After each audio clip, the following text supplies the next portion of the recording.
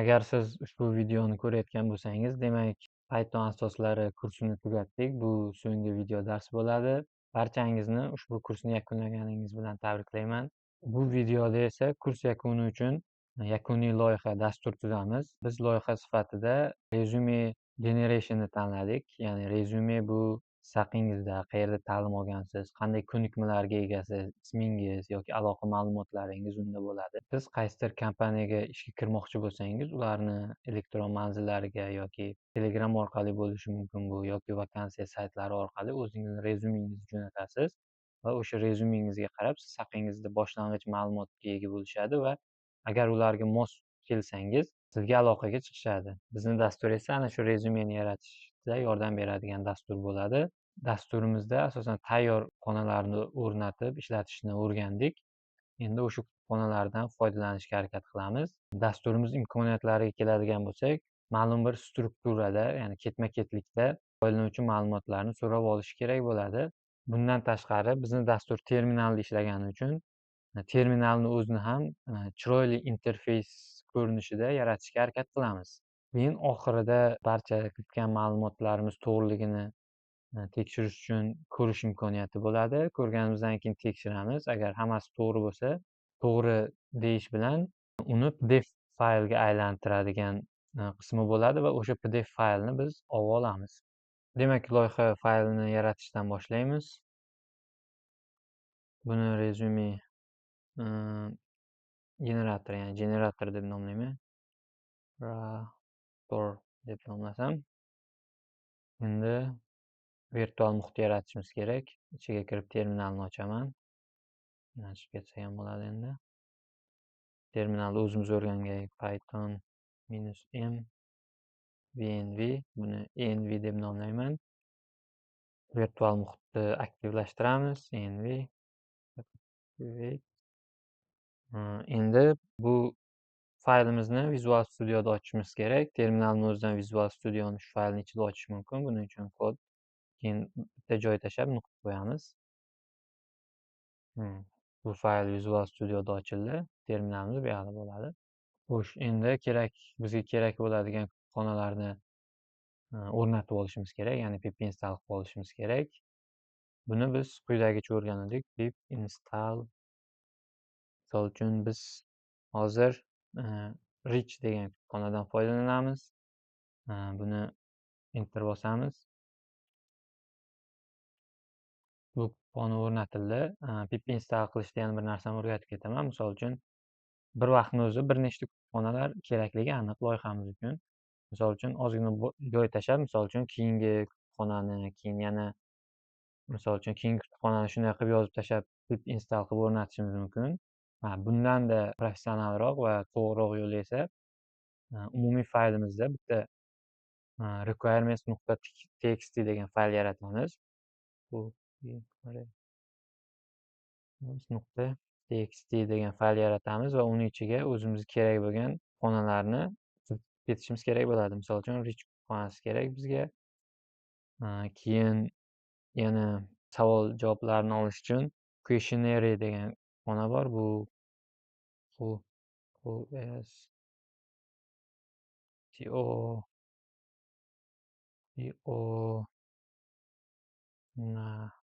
deb yozilardi adashmasam. Shunday deb yozilar adashmasam. Buni ko'rib olamiz. Agar bunday bo'lmasa, keyin bizga PDF faylga aylantirishimiz uchun oxirida ma'lumotlarimizni pdf degan kutubxonadan foydalanamiz. Hozircha shu uchtasi yetarli. Agar yana kerak bo'lsa, nimadir qo'shmoqchi bo'lsak, chaqirib olamiz, bo'lmasa shart emas. Endi bu kutubxonalarni bu faylda yozdik nomlarini, shunday ketma-ketlikda, lekin bu kutubxonalarni hali o'rnatganimiz yo'q. O'rnatish uchun esa quyidagicha buyruqdan foydalanamiz, ya'ni pip install qilamiz. Keyin pip installni o'zida -r degan funksiyasi bor. Bu o'sha o'qib olib, fayldan o'qib olib ustanovka qiladi, ya'ni bu operatorimizni ishlatadi. Endi bunga requirements faylimizni berib yuboramiz va enterni bossam, bu kutubxonalarni hammasini, ya'ni biz yozgan hammasini virtual muhitimizga o'rnatib beryapti. Mana o'rnatib bo'ldi. Bu yerda yana bir narsa, agar ma'lum bir versiya kerak bo'lsa, teng qilib o'zimiz bilgandek versiyasini yozish mumkin. yuz ko'rinishi. Bunga chalg'imaymiz, davom etamiz. Bizni loyihada albatta main fayl bo'ladi, main.py bo'ladi. Bu umumiy faylimiz bo'ladi, kodda ishlatadigan. Keyin rezyume ma'lumotlarini oladigan klassimiz bo'ladi. Bu klass o'sha ismingizni, qayerda ishlaganingiz, ta'limingiz kabi ma'lumotlarni olishi kerak bo'ladi. O'sha klass turadigan modulimiz bo'lishi kerak. Endi bu modulni rezyume deb ataylik. Shunchaki resume.py qilaylik. O'sha rezyume ma'lumotlarini oladigan modul bo'ladi. Bundan tashqari biz inputlarni, ya'ni foydalanuvchi ma'lumotlarini olishimiz kerak.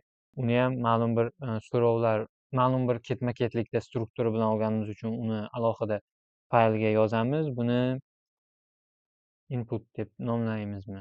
Yo, input handler deb nomlaylik. Input handler nuqta py degan bitta modulimiz bo'ladi. Keyin terminalda ko'rsatishimiz kerak, ya'ni terminal boya aytganimdek boshqacha chiroyli ko'rinishda chiqishi kerak. Terminalda ko'rsatish uchun display deylik. Display.py degan fayl yarataylik. Display.fayl bor, ko'rsatish bor. Endi bor. Menimcha endi faqatgina pdf yaratadigan funksiyamiz uchun bitta modul yaratsak bo'ldi.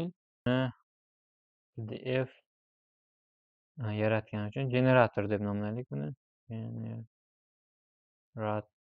Generator.py bo'ladi bu. Xo'sh, menimcha bo'ldi. Agar yana nimadir modul qo'shish kerak bo'lib qolsa, qo'shamiz, yaratamiz. Hozircha shunday. Endi bulardan turaylik. Ekranni biroz kattalashtirib olaman. Buni ko'proq qilsak ham bo'ladi. Endi birinchi klassni yaratishdan boshlaymiz. Uni resume.pyda. Xo'sh, bu resume ma'lumotlarini saqlovchi klass bo'ladi, ya'ni resume ma'lumotlari deb qo'yaman. Xo'sh, klass buni resume deb nomlaymiz. Resume bunday qilamiz. Bu yerda def init qilamiz. Xo'sh, ikki nuqtasi turaversin. Self kerak bo'ladi bizga. Foydalanuvchi o'sha resume egasini nomi bo'ladi. Name, email adres yozilgan bo'ladi. Email, telefon raqami bo'lsin. Keyin uni ko'nikmalari bo'lishi kerak, ya'ni nimalarni biladi, qaysi texnologiyalarni biladi. Skills deb nomlaylik uni. Skills. Keyin uni nimalarni bilishi va endi experience kerak, bu ko'nikma bo'ladi. Bu skills qaysi texnologiyalarni bilishi bo'lsa, experience misol uchun qayerda ishlagan, ish ko'nikmasi, ish tajribasi deb tushunsanglar bo'ladi. Buni experience menimcha shunday yozilardi. Xo'sh, keyin u qayerda o'qigani ham muhim, ya'ni ta'lim olgan joyi, shu sohada qayerdadir o'qiganmi, boshqa ta'lim ma'lumotlari. Uni education deganini saqlaylik. Education. Biroz chiroytirsam to'liq ko'rinar ekan. Xo'sh, bunda ko'rinmaydi. Endi davom etamiz. Bu yerdan endi boshlaymiz. Har bir klassimiz ichidagi har bir obyektga aniqlashi. Xo'sh, self nuqta name namega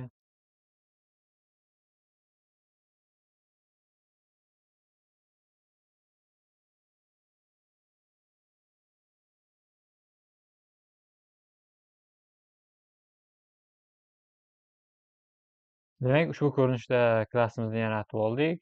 Foydalanuvchi ismi, emaili, telefon raqami, ko'nikmalar ro'yxati, ish tajribasi bo'ladi. Keyin ta'lim ma'lumotlarini o'z ichiga oladigan klassimiz bo'ladi. Xo'sh, bu bo'ldi hozircha. Endi bizga inputlarni, o'sha ma'lumotlarni klassga jo'natish uchun input handlerni yozishni boshlaymiz. Xo'sh, input handlerda nimalardan foydalanamiz? Terminal uchun shu chiroyli terminal kerak bizga. Buning uchun rich kutubxonasidan foydalanishimiz kerak. Keyin panel ko'rsatish ham richda bo'ladi. Misol uchun, keyin ketma-ketlikda interaktiv olishimiz kerak, savollarni berishimiz kerak, ma'lumotlarni olishimiz kerak. Keyin hozir yaratgan rezyumeni ham import qilishimiz kerak. Demak, boshlaymiz. From richni ichidan bizga console degan modul kerak. Uning ichidan import console degani bor. Aytgancha ushbu xonalarni barchasi haqidagi dokumentatsiyalarni pastda havolasini qoldiraman. Kirib o'zingiz o'rganishingiz mumkin. Aynan qaysidir kutubxonani hozir videoda o'rgatib o'tirmayman. Bu o'sha xona haqidagi darslik bo'lib qoladi. Bo'lmasa o'zingiz ko'rsangiz bo'ladi kirib. Men faqatgina yozgan kodimdagi sintakslarni tushuntirib ketishga harakat qilaman. Shunaqa moduli bor buni ichida. Keyin buni ichidan bizga yana kerak bo'ladi panel degan kerak bo'ladi. Import bundan yana panel. Xo'sh, keyin bizga import boya o'rnatgan questionary xonamiz kerak bo'ladi interaktiv savollar uchun. Keyin yana bir narsa from bu hozir yaratgan o'zimiz yaratgan klassimiz bo'ladi. Bu resume modulimizdan import qilaman resume degan klassimizni. Bu klassni o'zimiz yozganmiz. Birinchi bo'lib bu yerda console ham bizda klass bo'lib keladi. Uni obyektni yaratish uchun bitta console deganda o'zgaruvchi yarataman-da va ushbu klassni unga tenglashtirib qo'yaman. Endi ushbu klassga murojaat qilmoqchi bo'lsak, ushbu o'zgaruvchi nom bilan murojaat qilsak bo'ladi. Xo'sh, pastga tushamizda endi funksiyani yozishni boshlaymiz. Def deb funksiya ochamiz. Funksiyamizga nima deb nom bersak bo'ladi? Resume data deymizmi? Yoki collect deylik. Collect resume data deb qo'yaylik. Bunga to'g'ridan-to'g'ri ishlatiladi. Parametr kelmaydi. Endi biz boshlaymiz xonalardan foydalanishni. Birinchi navbatda misol uchun sarlavha chiqib tursin. Boshida misol print bilan chiqarardik-ku, o'tgan loyihamizda xona boshqaruv tizimi deb chiqardik. Xuddi shunga o'xshagan sarlavha chiqsin, faqat endi qandaydir chiroyliroq dizaynda chiqadi-da, panel ko'rinishida. Buning uchun konsolni murojaat qilamiz. Ya'ni shu klassimizning ichida print degan funksiyasi bor. Bundagi print o'sha biz bilgan printga o'xshaydi, lekin chiroyli ko'rinishda bo'ladi. Keyin panelga murojaat qilaylik-da. Buning ichida bunday qilib turib endi o'zimiz kerak bo'lgan so'zni yozishimiz kerak. Bu misol uchun resume generator deb nomlaylik. So'ngra unga style berishimiz kerak, ya'ni stil ko'rinish berishimiz kerak. Style o'zi chiqaryapti. Style bold bo'lsin, ya'ni qalin bo'lsin. Keyin nima qilaylik? Bo'ldi. Endi foydalanuvchi ma'lumotlarni olishni boshlaylik. Misol uchun name'ni olamiz. Buning uchun boyagi xonamizdan foydalanamiz. Nuqta text deymiz. Bu tekstning ichiga input deb tushunsanglar bo'ladi. Text type'ida keladigan. Buning ichiga o'sha inputning ichiga beradigan tekstimizda ma'lumot uchun tekst bersak bo'ladi. Misol uchun ismingiz deb yozaman. Keyin buni orqasiga bu xonada shunday metodi bor. Ask desak o'sha savolligini bilish uchun, ya'ni javob berish kerakligini. Xo'sh, keyin email olamiz. email teng nuqta txt. Buyam xuddi shunday ko'rinishda bo'ladi, faqat bu yoqqa email yozamiz. Nuqta. Emailni oldik. Emaildan keyin fonni olamiz.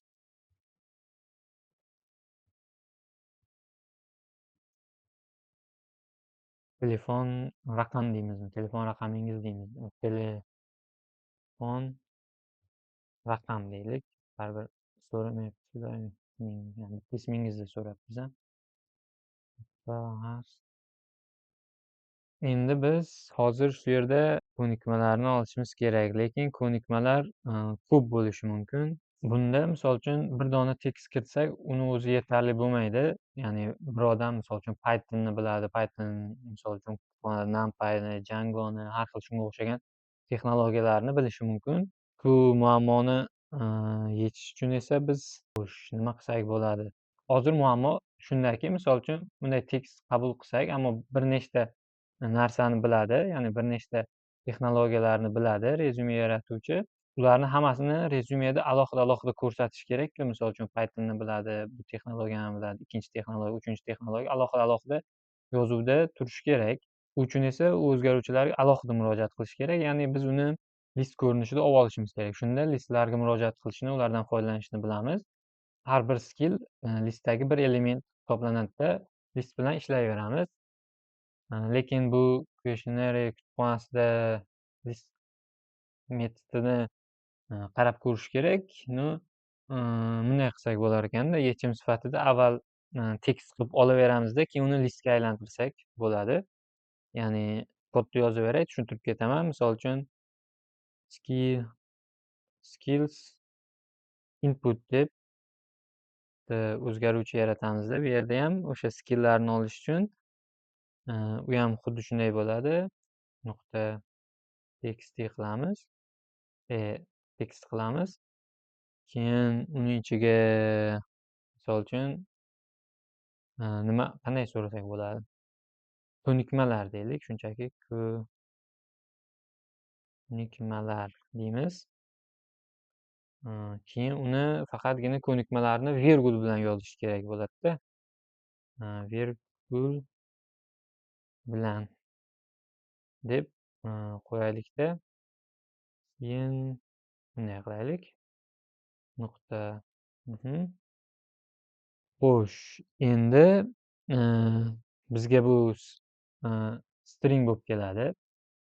Ya'ni oddiy tekst sifatida ko'radi. U misol uchun bir nechta ko'nikmasi bor ekan, virgul yozibdi deb tanimaydi.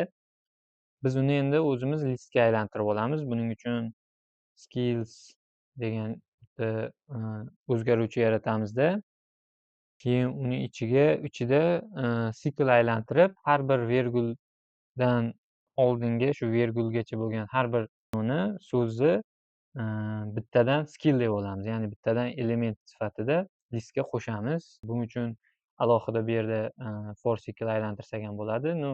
Bir qatorda yozib ketsak ham bo'ladi. Misol uchun s degan i'ni o'rniga s deganga teng bo'ladi. Misol uchun bu qanday? Misol uchun s degan o'zgaruvchida qaytish kerak bo'ladi va buni reap degan funksiyadan foydalanamiz bu yerda. Cycle for bo'ladi. Keyin s, ya'ni mana natija chiqishi kerak bo'lgan s. Keyin in, ya'ni bu sikl aylanishi kerak. Sikl qachongacha aylanadi? Mana bu tepada olib olgan tekstimizdan to'liq aylanishi kerak. Buning uchun skills input turib o'sha bo'yicha sikl aylantiramiz. Faqat endi bu har bir elementni bilishi uchun, ya'ni virgul bilan ajratganmiz. Virgul orqali tushunib olishi uchun split qilamizda, virgul qo'yamiz. Shunda skillslar hammasi listga aylanadi va alohida element sifatida qaraladi. Tushundingiz degan umiddaman. Endi ish tajribasini olishimiz kerak. Buning uchun experiments nuqta tekstni ichida tajribasi deb qo'yaylik, ish tajribasi deymizda, lekin bungayam bitta anavi qilishimiz kerakda. Qisqacha, ya'ni shunchaki yozsin qayerda ishlagani, nechinchi yil ishlagani, shunga o'xshaganroq. Nuqta as qilamiz. Xo'p, bu yoqqa tushadi. Endi bitta education qoldi. Shuning uchun education buniyam buni ichiga ta'lim ma'lumoti deb qo'yaylik. Ta'lim ma'lumoti. Ta'lim ma'lumotini kirgizsin, misol uchun. Keyin buni ta'lim ma'lumoti kirsinda, keyin qaytarib yuboramiz. O'sha obyektni yaratamiz, ya'ni bu yerdagi hamma ma'lumotni bu yerda olib olamizda, keyin o'sha biz obyekt sifatida uni olib, hammasini olib, rezyumega, ya'ni boyagi klassimizga qaytarib yuborishimiz kerak. Buning uchun alohida o'zgaruvchi yaratsak ham bo'ladi. Shunchaki return turib, o'sha jo'natadigan obyektimizni resume, ya'ni boya o'zimizni klassimiz bu. Buning ichiga ma'lumotlarni berib yuboramiz. Xo'sh, birinchi name'ni beramiz. Virgul email, virgul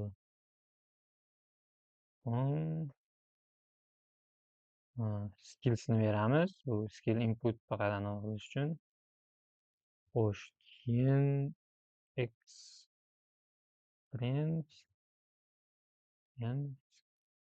endi oxirgisi education. Oxiridan keyin virgul qo'ymanglar, xatolik bo'ladi. Endi shu bilan input handlerimiz tugaydi, ya'ni foydalanuvchi kiritadigan qismi, modul tugaydi. Displayni yozamiz. Oxirida uni yozsak bo'ldi. Xo'sh, displayni yozamiz. Terminal chiqishlari uchun konsoldan foydalanishimiz kerak. Keyin jadval ko'rinishida ma'lumotlarni ko'rishimiz kerak. U uchun ham table degan klassdan foydalanamiz. U ham richni ichida, konsol ham richni ichida. Xo'sh, boshqa kutubxona bizga kerak emas menimcha. Faqat rich kutubxonasi kerak ekan. From rich deymiz. Nuqta console import console qilamiz. From rich deymiz. Keyin buning ichidan table degani import table. Endi bu yerda console obyektini olib olishimiz kerak. Buning uchun console degan yaratamizda console klassini olamiz. Xo'sh, funksiyani boshlaymiz. Dev funksiyamizga nima deb nom beramiz? Endi show ishlatiladi oldin. Show deb nom bersak bo'ladi yoki show resume desak ham bo'ladi. Bunga endi ma'lumot kelishi kerak. Olgan ma'lumot resume klassimizdan keladi. Xo'sh, bunday qilamiz. Birinchi o'rinda jadval yaratishimiz kerak. Table degan o'zgaruvchi yaratayda. Keyin boyagi tabledan foydalanamiz. Bunga title bersak bo'ladi. Title teng buning ichida sizning rezyumengiz deb qo'yaylik. Sizning katta bo'ladi. Resume o'zi buni inglizcha bo'lib qoldida. Inglizchaga resume ingiz deb qo'yay. Shunchaki qo'shtirnoq qilmoqchi edim. Sizning baribir o'zbekcha ekan. Rezyumengiz deb qo'ydim. Xo'sh, endi jadval ustunlar bilan qatorlardan iborat bo'ladi, ya'ni column bilan rowdan iborat bo'ladi. Endi biz o'sha ustunlarni keyin qatorlarni yaratishimiz kerak. Jadval ustunlarini yaratish uchun, misol uchun jadval ustunlari deyman. Jadval ustunlari tablening ichida shu column degan o'zini metodi bor. O'shandan foydalansak bo'ladi. Ya'ni table'ni chaqiramizda nuqta deymiz. Mana add column. Endi o'sha columnni, ya'ni ustunni nomi bilan unga stil berishimiz mumkin. Misol uchun bo'lim deyman. Keyin style'ga degan bo'ladi. Xo'sh, bizda bitta bo'lim, keyin yana bitta bo'lim bo'lishi kerak. Xo'sh, ya'ni ikkita ustun bo'lishi kerak. Column. Bunda bittasida bo'limda nimaligi, keyingisida uni ma'lumotlari bo'lishi kerak. Buni shunchaki ma'lumot deb nomlayman. O'sha ustunni nomini, keyin bunga ham style bersak, buni white deylik. Endi ikkita ustuni bor. Endi o'sha ustunlarni satrlariga keladigan ma'lumotlarni kirgizib chiqishimiz kerak. Qatorlar satrlarni jadval qatorlari dey. Keyin bunga endi table nuqta bu add row deyiladi. Add row. Buni ichida ham endi birinchi o'zimiz tekst berib yuborsak bo'ladi. Misol uchun add row shunday ishlaydi. Misol uchun birinchi bo'lim, ikkinchi bo'lim, misol birinchi ustun, ikkinchi ustun, birinchi yozganimiz birinchi ustunga, ikkinchi yozganimiz ikkinchi ustunga boradi avtomatik. Xo'sh, birinchi ism kelishi kerak. Ism bu resumedan name'ni olamiz. Name.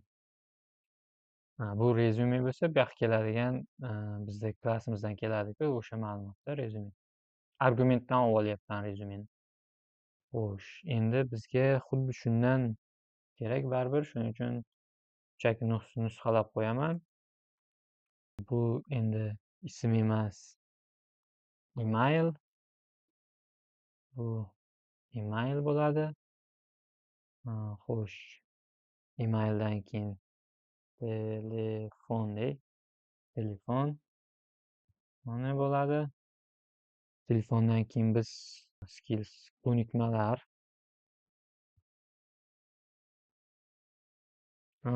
Endi ko'nikmalarni bu yoqqa skills deb qo'shib qo'ya olmaymiz. Sababi u bizda boya ko'rganimizdek ko'p ko'nikmalar. Xo'sh, uning uchun biz joindan foydalanishimiz kerak bo'ladi. Ya'ni virgul bilan qo'y degan ma'noda qo'sh uchun virgul qilishimiz kerak. Keyin mana bunday struktura qilaylik-da. Nuqta join. Join bu Python'ni o'zini sintaksisi, ya'ni hech qanaqa kutubxonaga aloqasi yo'q. Join endi resume nuqta skillsni bersak bo'ladi. Skills bo'ldi. Endi bunisi skilldan keyin bizda tajriba bor edi, ish tajribasi. Tajriba NC. Keyin tajribadan keyin ta'lim bor edi. Ta'lim bu yoqda education. Bu kerak emas. Jadvalni terminalga chiqarishimiz kerak. Buning uchun konsoldan foydalanamiz. Bu konsolda oddiy ishlatgan printimizda table'ni berib yuboramiz. Xo'sh, bir qator ko'rib chiqamiz kodda. Xo'sh, kirgizdik. Table, row. Bu yerda joindan foydalanib ketma-ket keladi. Chiqadi. Menimcha to'g'ri. Xo'sh, endi biz pdf generatorni yozishimiz kerak. Ya'ni o'sha agar jadvaldagi ko'rganlarimiz, ya'ni kiritganlarimiz ham ma'lumotimiz to'g'ri bo'lsa, bizdan so'ralishi kerak. Misol shu jadval, PDF jadval to'g'rimi? PDF shaklida faylni olishni istaysanmi deb agar ha desak, o'sha PDF yaratilishi kerak. O'sha yaratadigan funksiyasini birgalikda yozamiz. Buning uchun bizga boya o'rnatgan fpdf kutubxonamiz kerak bo'ladi. fpdf kerak bo'ladi. Buni import qilamiz. Buni ichidan import qilamiz fpdfni. Keyin bizga yana kerak bo'lishi mumkin. Baribir terminal xabarlar chiqaramiz oxirida, boshqada. Shuning uchun yana konsol kerak bo'ladi ichidan. From rich.console import console. Bu yerda bek yaratib olamiz. Konsolimizda konsol funksiyani yozishni boshlaymiz. Def generate df buni ichiga argument kelishi kerak. Resume degan. Xo'sh, birinchi endi fpdfni o'zidan ham obyekt olishimiz kerak. pdf deydi. Keyin fpdf keyin bu yerda bu kutubxonada bitta yangi page yaratish kerak. Ya'ni yangi bitta bet yaratish kerak. Avvalo o'sha betga keyin ma'lumotlarimiz saqlanadi. Buning uchun pdf add page degan metodi bor. O'shandan foydalanamiz. Keyin biz endi o'sha boya terminalda qanday ketma-ketlikda stil berib ma'lumotlarni kirgizgan, yaratgan bo'lsak, endi bu kutubxonadan foydalanib ma'lumotlar yaratishimiz kerak. pdf nuqta set font degan funksiya mavjud. Buni ichiga text serifini Arial beramiz. Bold bo'lsin deymiz. Misol uchun 16 qilib beramiz sayzini. Xo'sh, endi qilamiz. Bu o'sha qaysi o'rinda turishi kerakligini bildiradi. Ya'ni qayerda joylashishini 0, 10 beraylik taxminan. Keyin resume bu yerga kelishi kerak bo'lgan o'zgaruvchi name keladi va true qilib qo'yishimiz kerak. Bu yerda bo'sh joy qoldirish uchun-da, ya'ni qolgani bo'sh bo'ladi, qolgan qismi degan ma'noda len true qildik. Bu joylashish o'rni, ya'ni chapdan, o'ngdan o'shanday. Xo'sh, keyin kontakt ma'lumotlarini saqlashimiz kerak. Ismni saqladik. Kontakt ma'lumotlari uchun ham xuddi shunga o'xshagan kod kerak bizga. Bu kod kerak, faqat uni o'lchamini bu safar 12 deb kirgizamizda. Keyin xo'sh, bu yerga birinchi email keladi. Bu yerda fstringdan ham foydalansak bo'ladi. Email deymizda. Email deymizda, keyin o'zgaruvchini beramiz. Bu resumening ichidagi email. Xo'sh, bu to'g'ri. Endi bizga telefon raqami ham kerak. Bu ham kontakt ma'lumot hisoblanadi. Ikkalasi birga chiqib turaversin. Telefon dey. Iloji boricha qisqaroq narsalar yozib ketaman. O'zingiz uni to'g'rilab, uzunroq nimadir yaxshilab ma'noli qilib yozsangiz bo'ladi.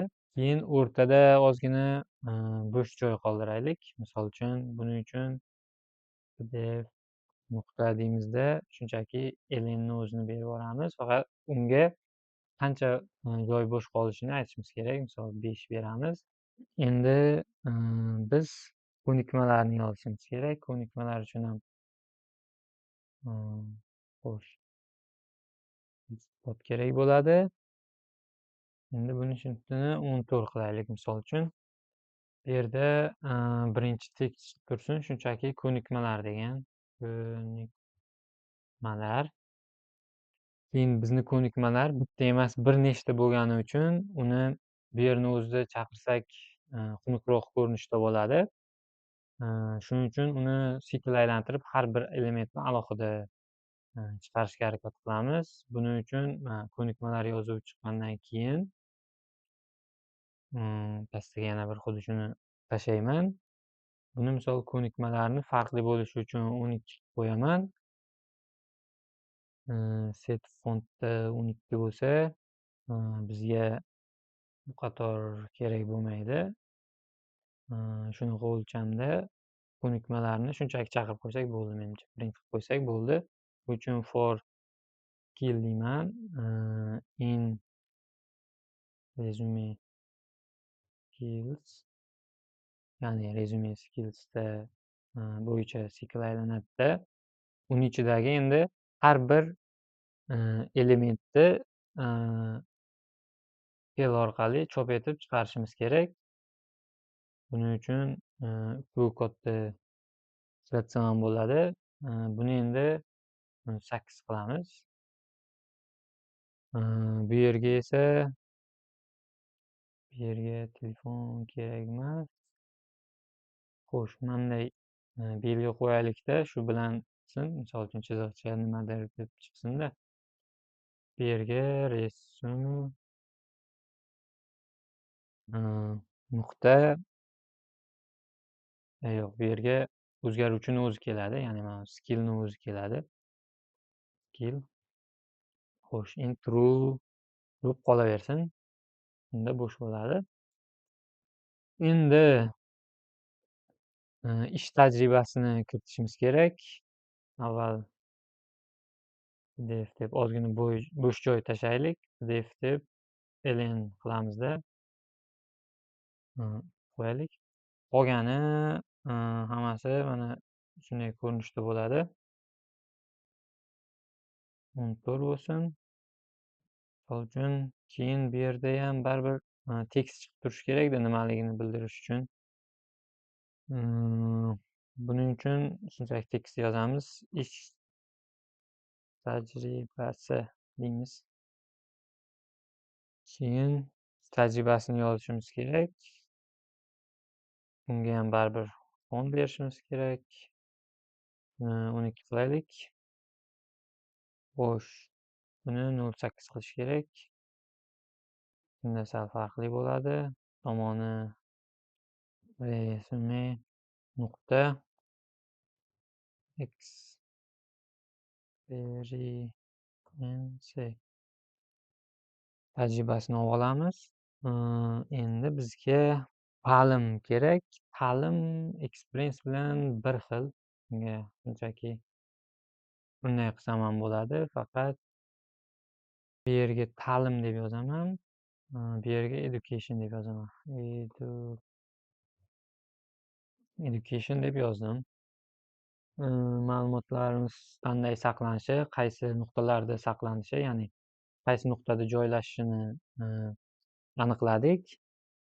Endi ushbu faylni saqlashimiz kerak, ya'ni bu yerda ushbu fayl paydo bo'lib qolishi kerak. Buning uchun pdf obyektimizda out degan metod bor. Bu faylimizni endi nomini berishimiz kerak. Nima deb saqlansin? Resume nuqta pdf bo'lsin. Buni bunday qilaylikda. Komment yozib qo'yaylik. Ya'ni faylni saqlash deb nomlayman. Ushbu fayl saqlandi va bizda fayl bor. Endi fayl saqlangandan keyin dastur bizga xabar berishi kerak, ya'ni sen fayling saqlandi degan ma'noda. Buning uchun konsoldan foydalanamiz. Console.print. Xo'sh, buning ichiga shunchaki resume.pdf yaratildi deylik. Yaratildi. O'qib qo'yamiz. Keyin bunga ham stil beraylik. style bold bo'lsin, bold qalin bo'ladi. Keyin yashilda chiqsin, green misol uchun. Xo'sh, bir ko'rib chiqamiz. Buni oldik. Ikkalasiyam obyektni oldik. Qanaqa stilda bo'lishi, qayerda bo'lishi yozib oldik. Bo'ldi. Endi biz asosiy main faylimizni yozishimiz kerak. Ya'ni qachon bu modul, qachon generation model ishlatishimizni bilishimiz uchun asosiy main faylni yozishni boshlaymiz. Buning uchun from xo'sh, birinchi input pointlarni ichidan import qilamiz. Bizda xo'sh, inputni ichida collect collect resume data deb yaratganmiz. Ya'ni inputni yig'uvchi funksiya. Keyin from display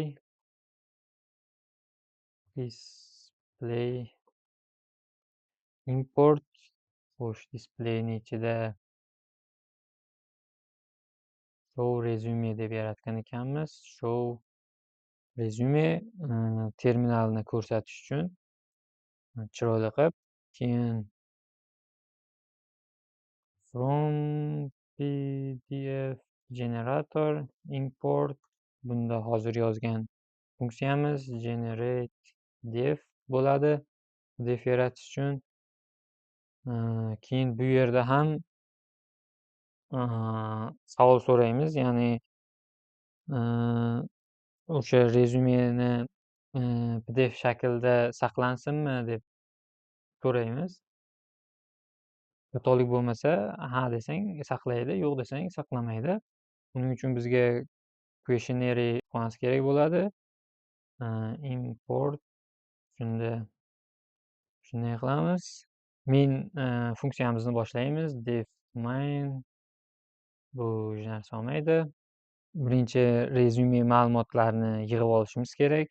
Buning uchun resume deb turib o'zgaruvchi yaratamanda ma'lumotlarni yig'ish uchun biz collect resume data funksiyasidan foydalanamiz.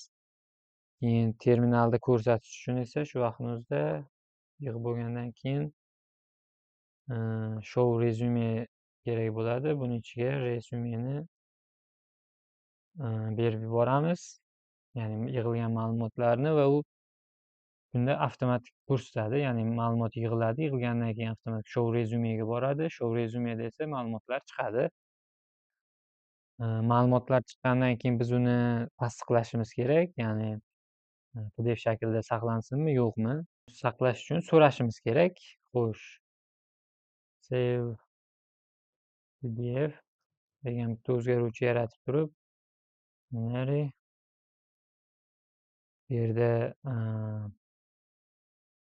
confirm degan metod mavjud. Bu yes yoki no, yoki ha yoki yo'q degan javobni kutadi va shunga qarab true yoki false qaytaradi. Misol uchun bu yerga tekst berishimiz mumkin. Ya'ni nima deb yozsak bo'ladi? Resumeni pdf fayl sifatida saqlaymizmi deymizmi?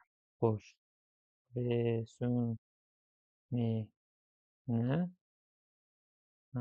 pdf fayl sifatida saqlaymizmi? Yo'q, saqlansinmi desak ham bo'lardi. Nuqta deymiz, javob kutadi. Yes yoki no degan javob kutadi. Not degan bu true yoki false bo'ladi. Yes bo'lsa true bo'ladi. Demak, bu yerda shart bersak bo'ladi.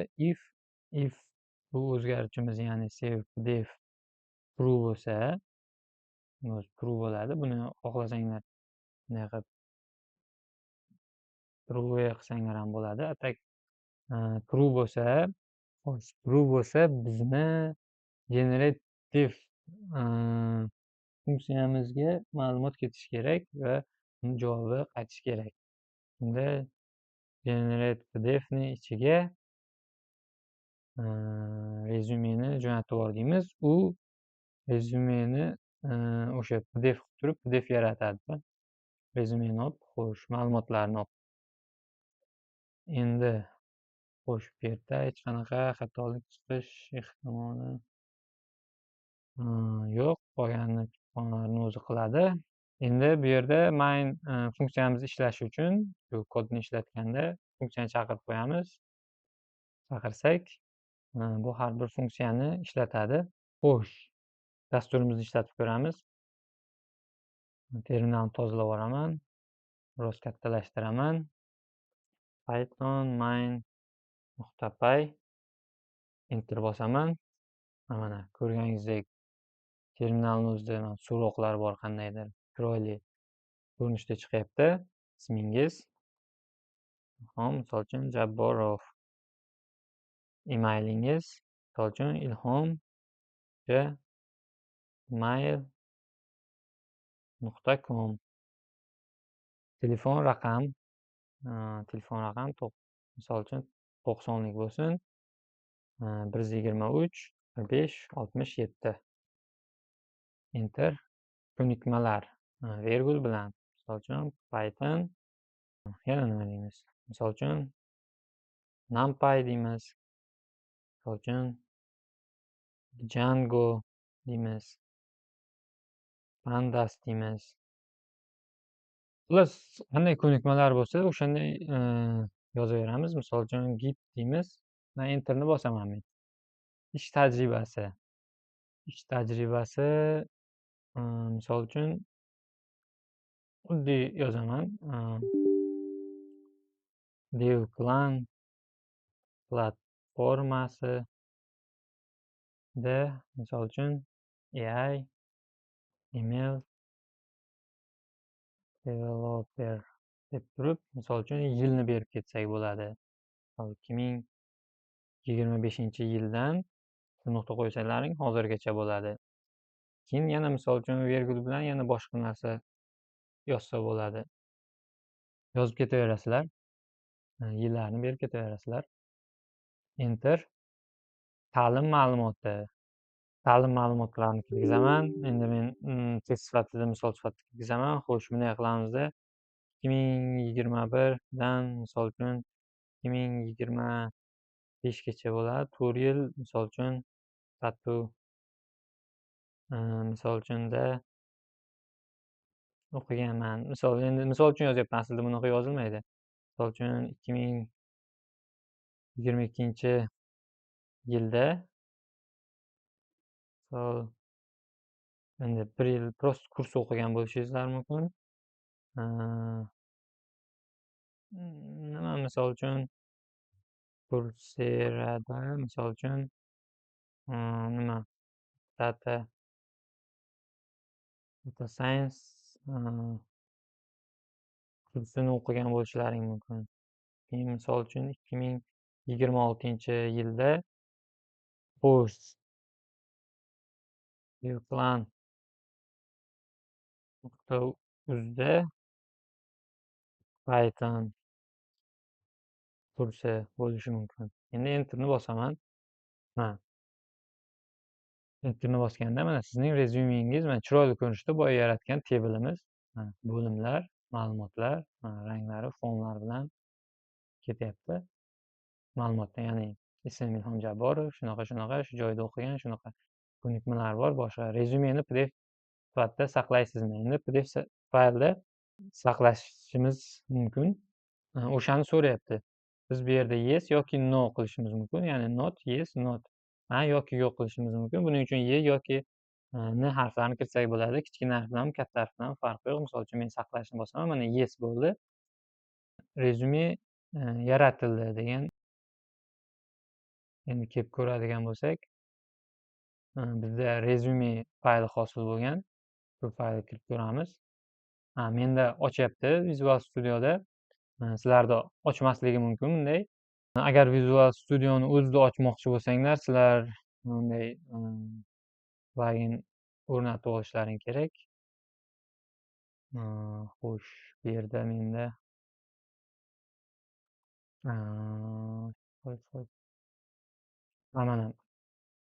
mana shuni o'rnatib olishlaring kerak bo'ladi. Buni qanday o'rnataman desanglar, shu Visual Studiodan mana Extensions degan joy bor. Bu joydan shunchaki VS Code chiziqcha yoki chiziqcha qo'ymasanglar ham bo'ladi. Shunchaki PDF deb yozsalaringda menda internet ulanmagani uchun chiqmay turibdi. Sizlarda chiqadi. Xuddi shu logolik mana shu dasturni o'rnatishlaring kerak bo'ladi. 9 milliondan ko'proq o'rnatilgan. Xo'sh, shunda sizlarda ham ushbu Visual Studioni o'zida ochadi. Agar Visual Studioni o'zida ochishni istamasanglar, Visual Studiodan chiqib ketib, o'sha faylga kirib, loyiha fayliga kirib, bu yerdan rezumeni shunchaki bossalaring, brauzerni o'zida ochib beradi yoki sizlarni o'z kompyuterlaringda qanaqadir PDF ochadigan app bo'lsa, o'shandan ochib beradi. Biz kodimizga qaytamiz. Mana bizni rezyume tayyor. E'tibor bergan bo'lsangiz, joylash o'rinlari, misol Ilhom Jabborov shriftlari boshqacha, barchasini boyagi kutubxonalar yordamida amalga oshirdik. Telefon raqami, ko'nikmalar, misol uchun mana alohida bo'lib, mana pastdan chiqqan ko'nikmalar tajribasi, misol Devplan platformasi, email developer 25-yildan hozirgacha, endi 25 yilni topdi-yu. Ta'lim, misol uchun qayerda ta'lim olganlaring, to'liq ma'lumot yozilgan bo'ladi. Xuddi shunday qilib biz Python yordamida haqiqiy mahsulot yaratdik, ya'ni dastur yaratdik. Chiroyli interfeys yordamida sizni ma'lumotlaringizni olgan holda sizni tasdiqlashingizni kutib, sizni inputlaringizni kutib, ularni qayta ishlab, sizga tayyor mahsulot beradigan, ya'ni mana rezyume PDF berdi bizda, tayyor mahsulot qaytarib beradigan dastur yaratdik. Bu dasturga o'zlaring qo'shimcha qo'shishlaring, yanada yaxshilashlaring mumkin. Misol sifatida profil rasmi qo'shish mumkin. Misol uchun oldin tilni tanlasin, keyin o'sha til bo'yicha o'zini ma'lumotlarini kirgizib chiqsin yoki avtomatik o'sha tilga tarjima qilib bu yerda yaratib, misol telefon raqami emas yoki ko'nikmalar emas, skills misol inglizcha bo'lsa, joylashuv o'rinlarini ham o'zgartirishlaring mumkin. Ya'ni PDF dizaynini o'zlaring o'zgartirishlaring ham mumkin. Ushbu ishlatgan barcha kutubxonalarimizni dokumentatsiya havolalarini, ulardan qanday foydalanish mumkinligini pastda havolada qoldiraman. O'zlaring kirib dokumentatsiyasidan ko'rib, o'rganib, nimadir qilishlaring mumkin. Bu loyiha esa kurs yakuniy loyihasi edi. Barchangizni tabriklayman. Keyingi ishlaringizda omad tilayman. Bu hali boshlanishi. Bundan tashqari juda katta va real loyihalarda ishlatiladigan ko'plab texnologiyalar mavjud. O'rganishdan to'xtamanglar. Hammaga omad!